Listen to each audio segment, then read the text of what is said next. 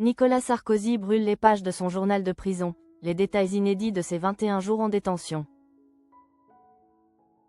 L'ombre et la lumière, Nicolas Sarkozy, libéré de la santé, se lance dans un combat pour l'honneur et la vérité.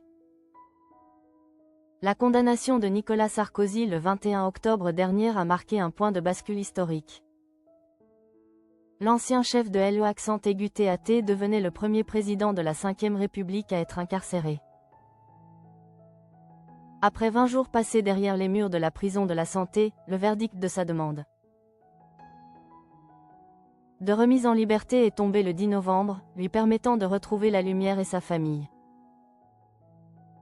Mais s'il est sorti libre, l'homme n'est pas ressorti inchangé.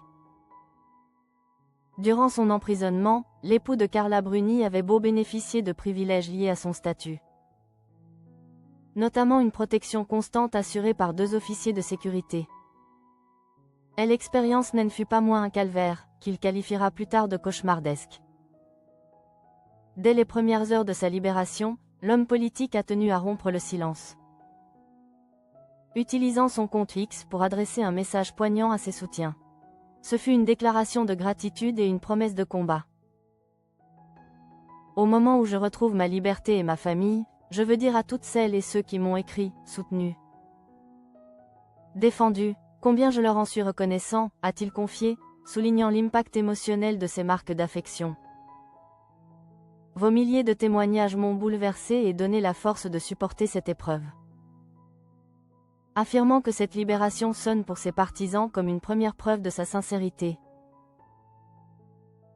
Nicolas Sarkozy a martelé sa résolution inébranlable de prouver son innocence dans l'affaire du financement libyen. Mon énergie n'est tendue que vers le seul but de prouver mon innocence. La vérité triomphera. C'est une évidence que la vie enseigne. La fin de l'histoire reste à écrire, a-t-il conclu avec l'assurance d'un homme politique qui refuse la défaite. L'attente du public était immense. Et l'apparition n'a pas tardé. Le lendemain même de sa remise en liberté sous contrôle judiciaire, l'ancien président a choisi un lieu symbolique.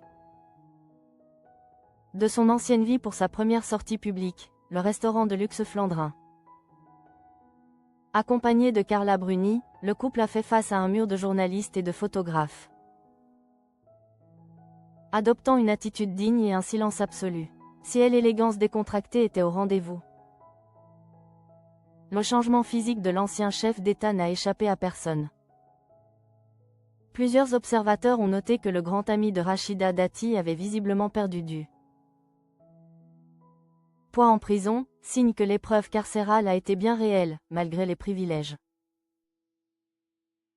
Plutôt que de se confier au micro, Nicolas Sarkozy a choisi la voie littéraire pour exorciser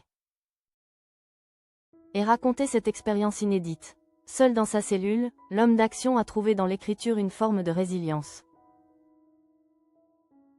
L'ancien président a décidé de faire part de sa vie derrière les barreaux de la santé dans une œuvre intitulée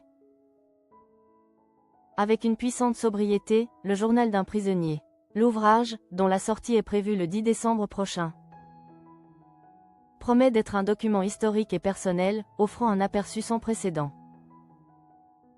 du choc ressenti par un homme de pouvoir confronté à l'isolement et à la dureté du système pénitentiaire. Le récit de ces 20 jours est désormais l'arme de l'ancien président dans sa quête obstinée pour la vérité.